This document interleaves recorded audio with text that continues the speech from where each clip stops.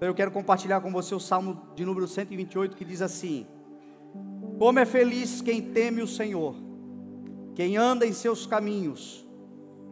Você comerá do fruto do seu trabalho e será feliz e próspero.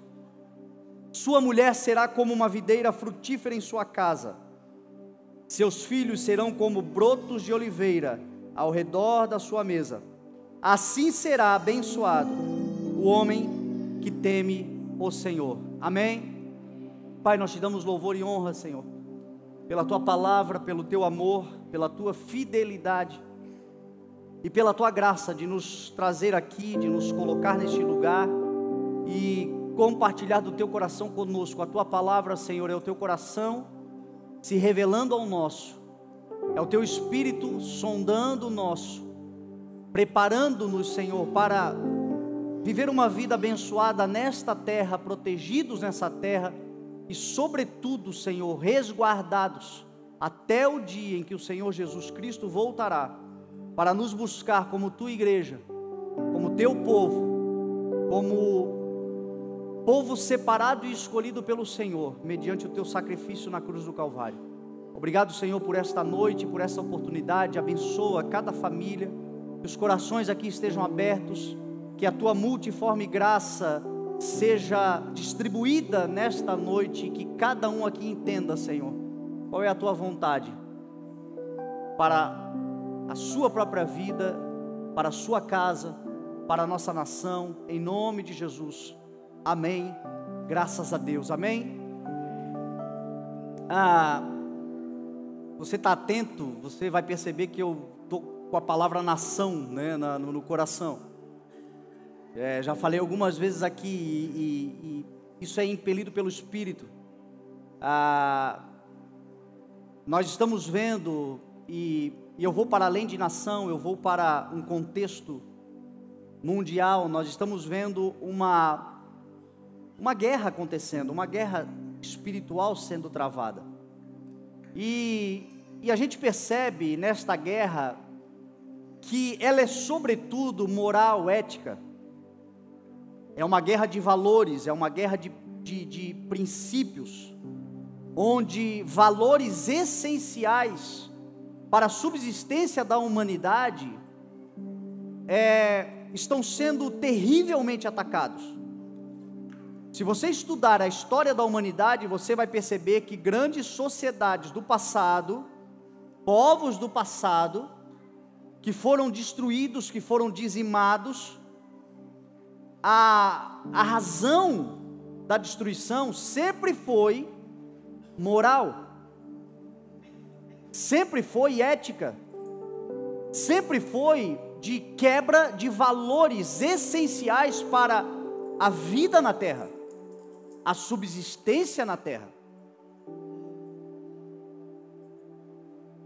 E o ataque sempre foi contra a família.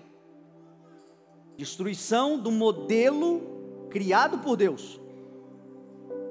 Sempre que você ataca uma família, você está destruindo um futuro. Sempre que você vê Satanás atacando a nossa casa, os nossos filhos, o nosso relacionamento, o propósito dele é destruir um futuro, é destruir um propósito. E é engano nosso achar que este futuro, esse propósito é algo bairrista, é algo regional. Não. Em longo prazo e numa escala crescente, porque o ataque dele é simultâneo, e é ordenado e é contra todos.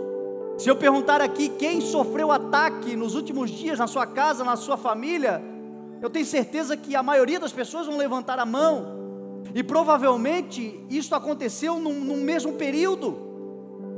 Isso tem acontecido com muita diligência maligna, mas ordenadamente para destruir sobretudo os valores de uma sociedade. Então ele começa atacando na nossa casa, a gente acha que é a nossa casa, mas o nosso vizinho também está sendo atacado. os nossos familiares ali na frente, os nossos amigos, pessoas que a gente não conhece, também estão sendo terrivelmente atacadas nos mesmos propósitos para a destruição da sua casa, e lá no futuro, nós teremos o quê? Uma nação deformada, um povo deformado, um povo completamente fora dos propósitos, dos desígnios de Deus, um povo atraindo juízo ao invés de atrair bênção, um povo atraindo sobre si juízo que é consequência do seu próprio mau comportamento. Foi assim que aconteceu nos dias de Noé. Deus olhou para a sociedade nos dias de Noé e disse: eu me arrependo de ter criado o homem, porque o seu coração é inclinado para o mal, porque o seu coração está inclinado para a perversidade, porque o coração daquela sociedade como um todo estava totalmente, diz a palavra, voltado para as coisas más, perversas, malignas. Isso é resultado do quê? De algo instantâneo? Não, é um processo de degradação que é gradual.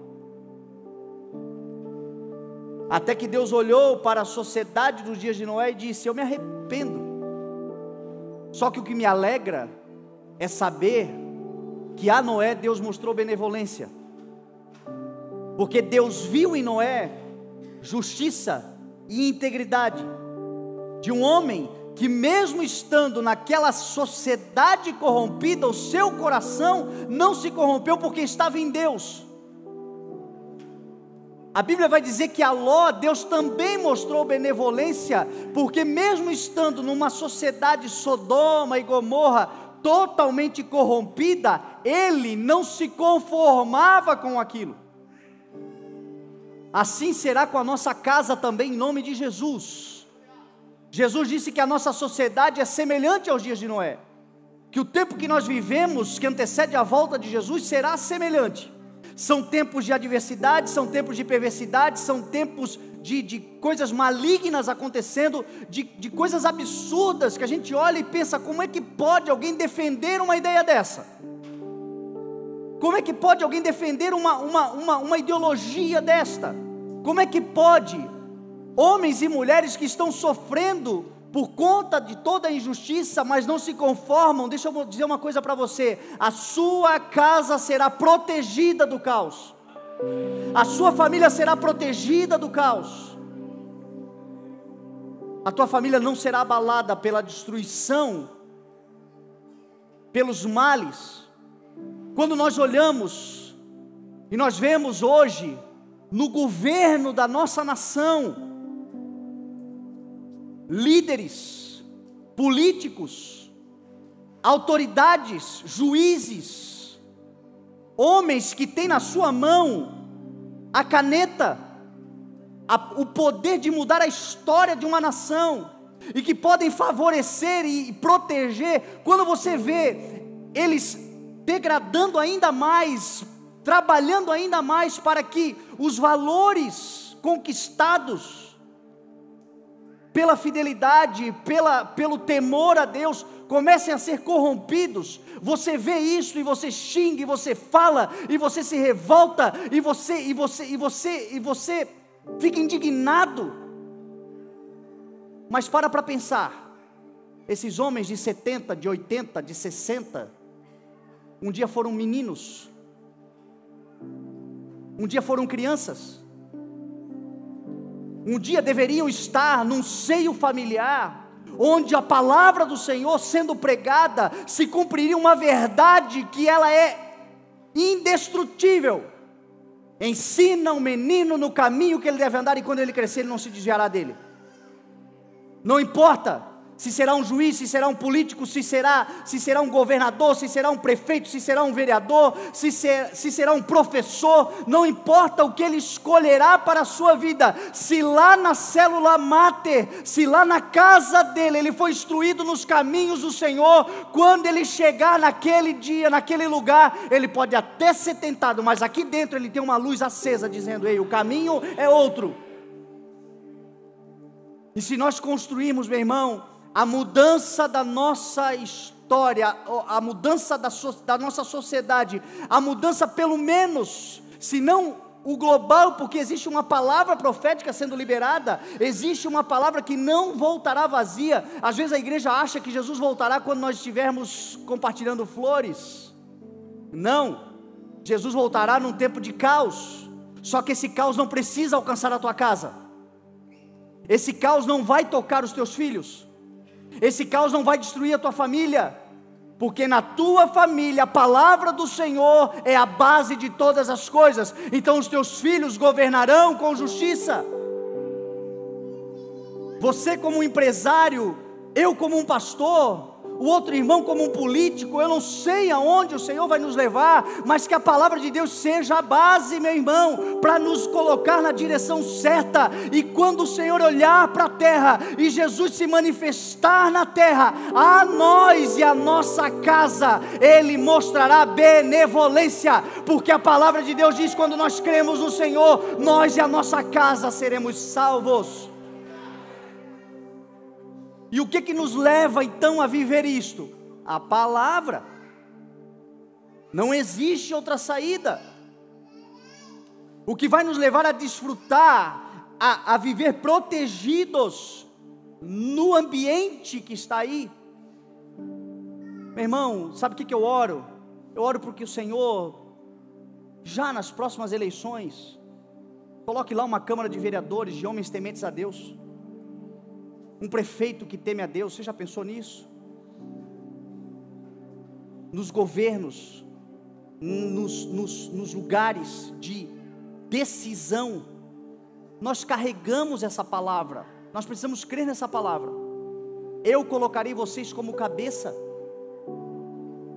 Como eu me alegro quando eu vejo jovens sonhando, pessoas mais velhas se reciclando,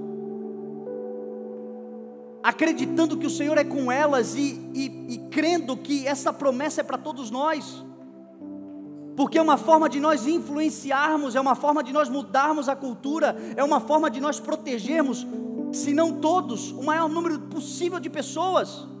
O mundo é muito grande. Se você já viajou para fora da cidade, você não precisa nem para fora do país. O Brasil é um país continental. Nós podemos fazer da nossa cidade um reduto.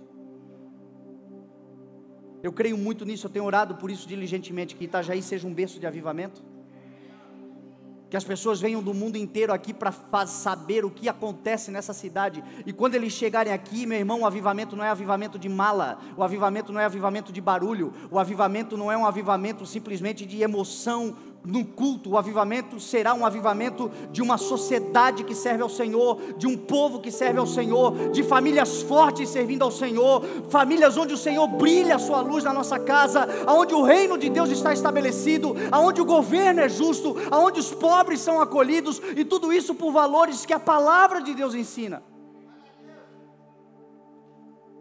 Ah, como isso será importante, meu irmão, como isso será maravilhoso, e como nós podemos buscar por isso, como a gente pode começar a mudar uma realidade.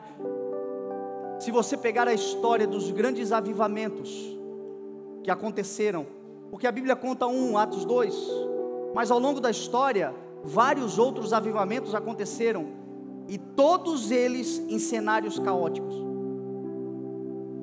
todos eles em lugares, tal como Jerusalém. O Senhor ele escolhe fazer desse jeito. Ele pega um povo que não é e transforma e faz ser. Ele pega lugares ermos, lugares que são desprezíveis muitas vezes, lugares que tem poucas pessoas, mas a partir de poucos ele faz uma revolução mundial. Quem já estudou o avivamento da Rua Azusa, uma rua lá nos Estados Unidos, 1914, não lembro agora, não lembro, se alguém lembra me ajuda. Mas numa rua, numa casa, começou um movimento de oração e de busca pelos princípios da palavra de Deus. Naquela rua, naquela casa, começou agora a espalhar-se. Nós aqui hoje somos resultado desse grande avivamento. Nós somos diretamente impactados por aquilo que aconteceu naquele lugar. A tua casa, meu irmão, pode mudar a história de uma nação, se o Senhor Jesus for a base de tudo que você faz, de tudo que você é, de tudo que você tem.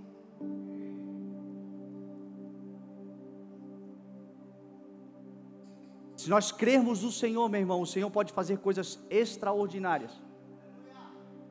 E ainda que não tome uma proporção mundial, mas, meu irmão, se tomar uma proporção familiar, você já chegará diante do Senhor dizendo assim: eu combati o bom combate. Valeu a pena viver a vida que eu vivi, porque daqueles que tu me deste, nenhum se perdeu. A minha casa serve ao Senhor. Agora, isso não acontecerá de outra forma, senão, meu irmão, o relógio lá está quebrado. Vocês me ajudem, fiquem ligados, gente, que senão eu me emociono.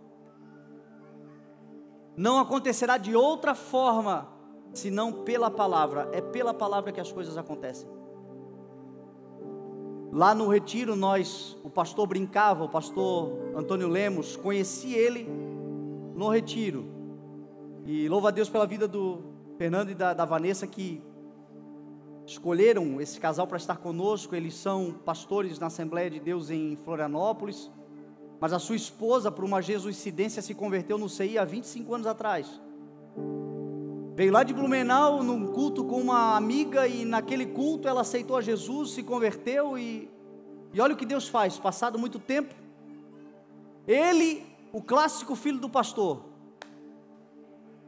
revoltado no mundo, até que o Senhor lhe deu um encontrão. E eu fico feliz porque o Senhor tem unido esses propósitos. E eles pregaram palavras que foram pontuais, e ele brincava, ele usava o termo um soco na boca do estômago. E às vezes a palavra de Deus, ela tem que fazer isso conosco. De fato, Paulo usou outra linguagem. O pastor Antônio Lemos nos disse soco na boca do estômago. Paulo usou a linguagem espada afiada, mais penetrante. Ou seja, se não perfurar, se não fizer uma incisão, se não atravessar, meu irmão, ao ponto de dividir junta e medula. E uma espadada eu acho que dói mais do que um soco. Mas de fato a palavra de Deus, ela em algum momento ela tem que nos confrontar, porque o confronto nos tira do comodismo. E o grande confronto que nós vivemos lá foi o desse ajuste. E o Salmo do 128, de tantas coisas que foram faladas, é a síntese de fato. E o ajuste e o entendimento que nós devemos ter é que é feliz somente aquele que teme ao Senhor e que anda nos seus caminhos. Eu não sei quanta felicidade quantas propostas de felicidade já fizeram para você. Eu não sei quantos lugares você já procurou a felicidade. Eu não sei quantas pessoas aqui estão hoje infelizes. E quando eu falo infeliz, eu não falo de momentos, porque a vida, ela é feita de momentos.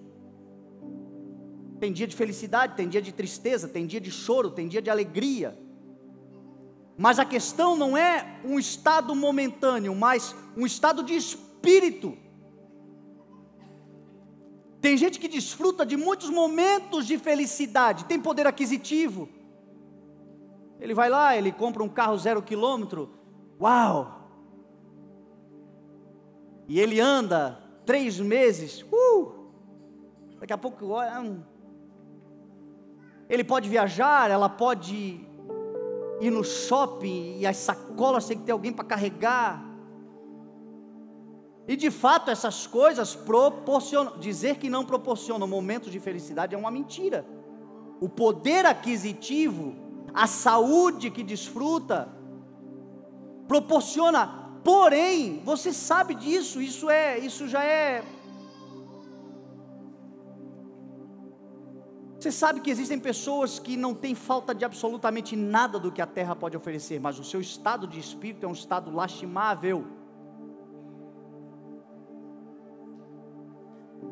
E aí você vê também casos onde você vai em lugares simples, casas simples, você vê que tem escassez de luxo, você vê que são pessoas que vivem numa simplicidade, porém, às vezes são muito mais felizes. E o que determina isso? Dinheiro não traz felicidade, traz tristeza, pobreza traz felicidade. Não, meu irmão, ninguém aqui é franciscano. Agora, o que estabelece de fato felicidade no coração é ter Deus dentro do coração. Porque quando eu estou com Deus, meu irmão, em qualquer lugar, o meu estado de espírito, até na tristeza, eu tenho um estado de espírito esperançoso e feliz. Como é feliz quem teme o Senhor, quem anda nos seus caminhos. Meu irmão, o mundo te oferece muitas alternativas, o Evangelho te oferece uma: Jesus Cristo. Eu sou o caminho, eu sou a verdade, eu sou a vida. Tem um texto em Provérbios, que agora eu não lembro onde está, mas ele diz assim que os caminhos do Senhor são de bênção para aqueles que o temem, mas são de destruição para o ímpio. O mesmo caminho pode ser uma destruição. E qual é a diferença? A diferença está no temor, a diferença está na reverência, a diferença está na sujeição, a diferença está no sim, Senhor, assim seja feita a tua vontade. E aí, até mesmo dentro da igreja, nós vemos um povo infeliz, e não é por falta de conhecimento, não é por falta de informação, não é por falta de palavra, é porque, sabendo tudo que sabe, não tem prática, não aplica. E o Salmo está dizendo o seguinte: quem aqui crê na palavra? Como é feliz quem teme, como é feliz quem anda no seu caminho, no caminho do Senhor. Então, o primeiro passo, meu irmão, falando aqui para um âmbito familiar, nós começamos falando muito sobre isto. Se você ainda não constituiu uma família, se você ainda não encontrou a pessoa ideal, a pessoa dos teus sonhos, deixa eu te dar um conselho que talvez vai te poupar muito sofrimento. Antes de encontrar alguém ideal para você, se encontre com o Senhor. Antes de procurar uma pessoa que possa ser para você um agente de felicidade, meu irmão, nós estamos, o que diz a palavra do Senhor é que nós devemos ter primeiro a nossa realização pessoal. Se nós não estamos bem conosco, nós não podemos estar bem com ninguém. E se nós nos encontrarmos primeiro com o Senhor, meu irmão, não há na terra alguém que a gente encontre que nos satisfaça. O encontro primordial é com o Senhor. Se você já constituiu família, mas talvez a pessoa que está do seu lado, você olha e você não sente mais atração, não sente mais desejo, você relativiza, você já não vê mais nenhum tipo de esperança. Deixa eu dizer uma coisa para você: se encontre com o Senhor e você vai passar a ver tudo isso novamente: alegria, atração, desejo, planejamento de vida. Porque a felicidade está na fonte da felicidade. A fonte da felicidade é o nosso Deus. A alegria do Senhor é a nossa força, é o que diz a palavra do Senhor. Como é feliz o homem que teme ao Senhor. comerá do fruto do seu trabalho, será feliz e próspero. Quem dá prosperidade, meu irmão, é o Senhor. Quem dá trabalho é o Senhor. Quem abre porta é o Senhor. Jesus disse assim: eu tenho uma chave na minha mão, é a chave de Davi. Porta que eu abro, ninguém fecha. Porta que eu fecho, ninguém abre. Aquele que teme o Senhor, aquele que anda no caminho do Senhor, aquele que confia no Senhor, aquele que deposita a sua esperança no Senhor, aquele que sabe que o Senhor é o Senhor da sua vida, o Senhor da sua casa, ele terá um trabalho que lhe dará fruto, lhe trará prosperidade, será feliz e próspero em nome de Jesus. Prosperidade, meu irmão, é satisfação. Eu volto a dizer isso para você. Na prosperidade está incluído, obviamente, recursos para você conquistar as coisas que o Senhor colocou no teu coração. Mas tem a ver com paz de espírito, tem a ver com saúde, tem a ver com alegria, tem a ver com harmonia dentro de casa. Quem prospera o nosso lar, meu irmão, é o Senhor. E o Senhor prospera um povo que teme, que reconhece, que busca, que está nele, que confia nele. Jesus disse: eu sou a videira, o meu pai é o agricultor. Todo aquele que está em mim e dá fruto, o Pai poda para que dê mais fruto ainda. Olha o Senhor desejando crescimento e avanço e multiplicação. Bênçãos do Senhor. Aquele que está em Cristo, o Pai ajusta, alinha, poda, disciplina, orienta, mas tem uma finalidade: dá mais fruto ainda, ir mais além. Talvez o que a gente precisa, meu irmão, alguns de nós aqui, para restaurar e mudar a história da nossa família, é estabelecer um trono na nossa casa. E esse trono precisa se assentar o Senhor, o Rei dos Reis, o Senhor dos Senhores. Deixarmos de ser uma igreja domingueira, uma igreja de um ativismo religioso ou de uma atividade social. Porque às vezes nós não temos um espírito religioso, nós somos desencanados com essas coisas. Nós cremos na palavra, nós não estamos se metendo na vida de ninguém. Porém, o nosso relacionamento com Deus é um culto de domingo, numa atividade da agenda.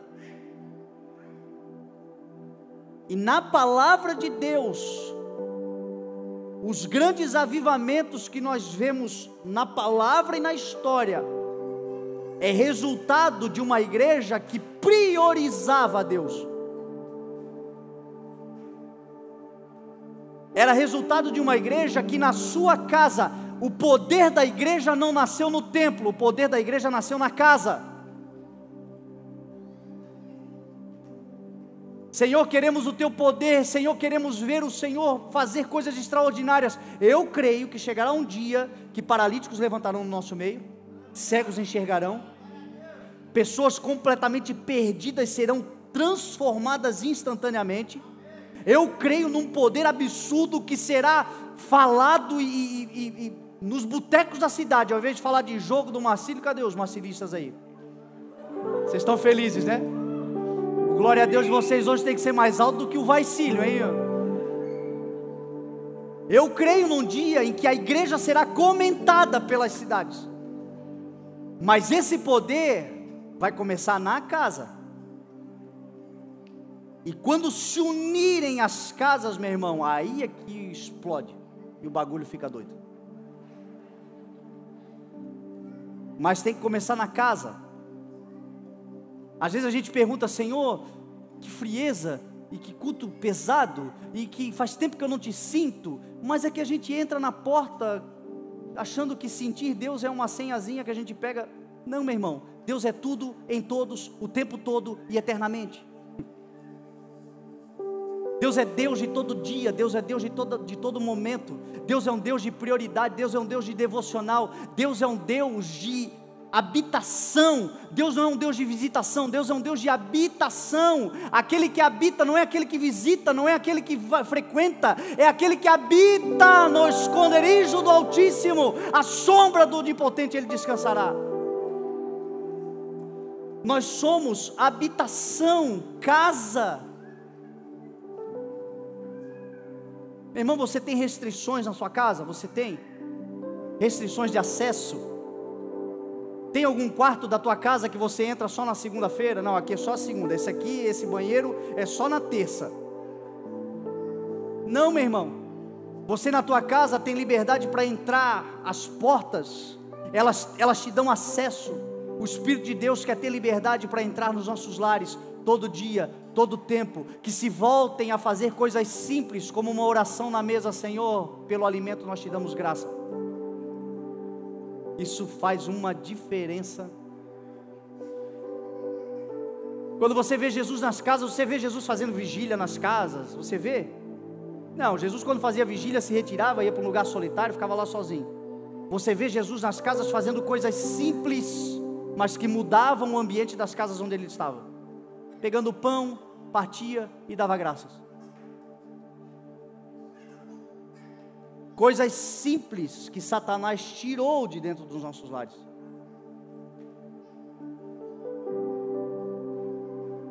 Você quer mudar a história da tua família? Um conselhinho básico. É um aviso isso?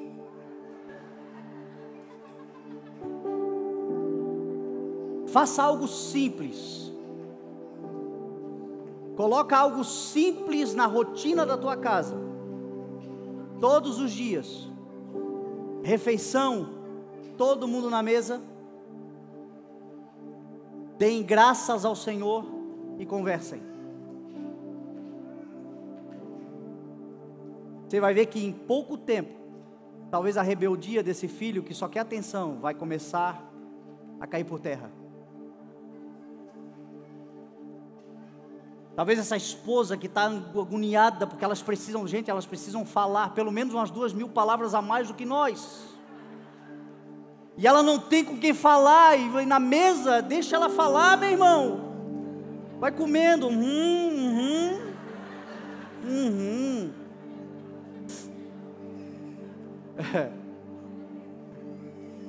A mesa é poderosa.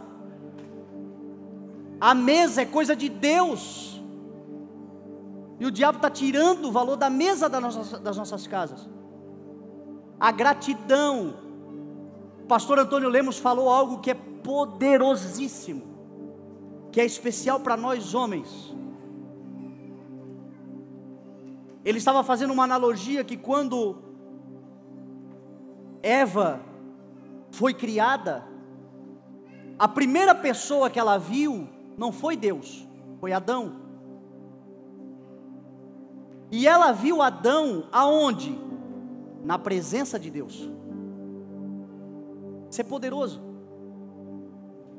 Adão estava na presença de Deus, e na presença de Deus, Deus gerou a Adão uma companheira, uma auxiliadora, uma mulher idônea, alguém que andaria do seu lado, porque ele estava na presença de Deus. A presença de Deus nos dá os maiores presentes, e a mulher foi um presente. Porém, a mulher, quando foi criada, a primeira pessoa que ela viu foi o seu marido. Ou seja, nós homens precisamos ser vistos pela nossa família na presença de Deus. A nossa família será salva. O Senhor quer restaurar o sacerdócio nas casas. Os nossos filhos, a nossa esposa, que eles possam ver em nós um homem de oração, um homem de fé, um homem que é visto na presença de Deus, e a nossa vida na presença de Deus abençoará a todos na nossa casa. Que assim seja em nome de Jesus. Jovem que aqui está, quer constituir uma família, primeiro constitua o teu relacionamento com Deus. Moça que aqui está, eu tenho uma menina de 3 anos, e eu já estou preparando um discurso, que o Senhor que está me dando, e eu creio que vai ser para daqui uns 25 anos, acho que é por aí, não?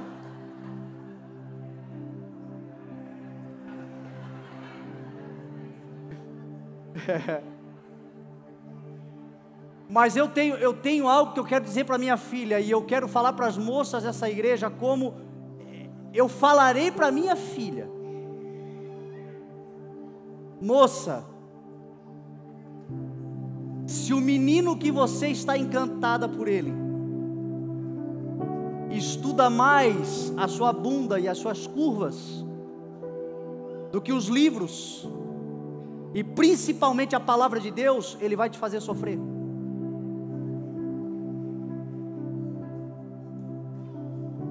Se o menino que você está encantada quer tocar você mais do que quer tocar o céu, ele vai te fazer sofrer.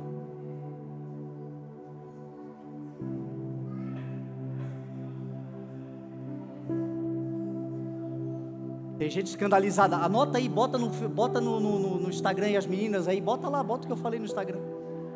Faz isso. Escandaliza, mas expulsa os lobinhos.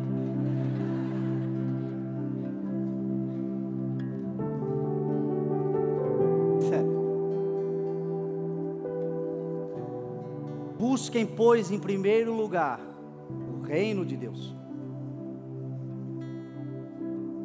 Sabe o que está faltando para nós jovens?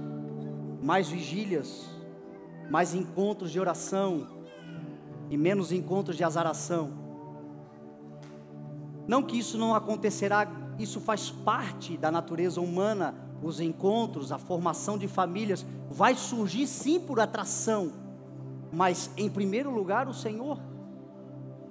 E nós teremos uma geração forte, os filhos que nós cremos, nossos, que profetizarão, os nossos jovens, que nós cremos, que terão visões. Mas essas visões não é a terra que vai dar, essas visões é o alto que vai dar. Então primeiro é o relacionamento com Deus.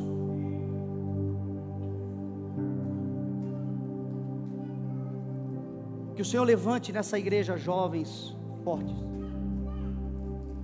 que construam famílias fortes, sustentados na verdade da palavra de Deus. Que o Senhor restaure famílias que aqui estão. Que o Senhor coloque novamente no olhar do homem para com a sua mulher, aquele olhar de proteção, de cuidado, de amor, tal como o Senhor disse no Salmo 128, este homem terá na sua casa a sua esposa como uma videira frutífera. A palavra não está falando simplesmente de uma parideira, a palavra está falando de um lugar de felicidade, de alegria, de delícias, de prazer. Videira, você já entrou embaixo de um parreiral cheio de uvas, meu irmão? Dá vontade de... Assim, o Senhor faz no coração da esposa que tem um homem que teme ao Senhor. Os seus filhos serão como brotos de oliveira. Note, a esposa é videira, é alegria, é prazer, é satisfação. Os filhos casam, vão embora e vocês vão continuar curtindo a vida adoidado. É ou não é, pastor Eli?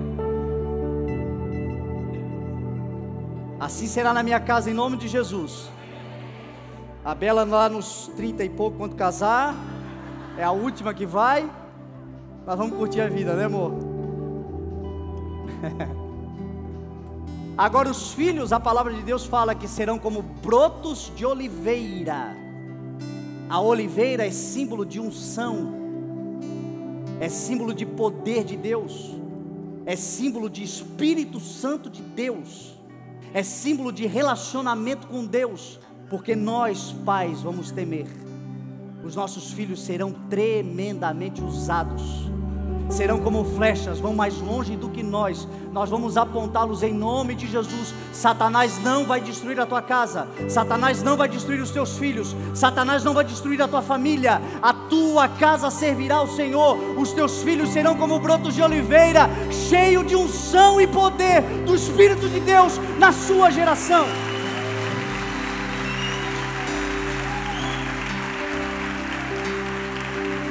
Oh, aleluia. Assim será o homem que teme ao Senhor. Que assim seja a nossa casa em nome de Jesus. Você crê? Vamos colocar de pé em nome de Jesus.